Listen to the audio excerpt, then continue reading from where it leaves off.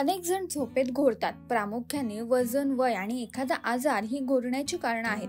पण घोरणाऱ्या व्यक्तीला यामुळे त्रास होत नसला तरी जे त्याच्यासोबत झोपतात त्याच्या झोपेचं मात्र खोबरं नक्कीच होतं. अनुलोम विलोम केल्याने शरीर आणि मन देखील रिलॅक्स होतं. यामुळे चांगली झोप लागते आणि घोरण्याच्या समस्येपासूनही आराम मिळतो. भुजंगासनाला कोब्रा पोज असेही म्हणतात.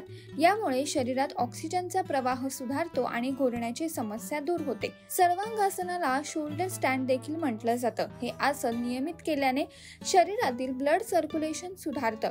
शिवाय ते तुमची श्वसन प्रणाली देखील मजबूत करतं, ज्याने घोरण्याची समस्या दूर होते. सिंहासन म्हणजे सिंहाची मुद्रा तुम्हाला सिंहासारखी शक्ती देते.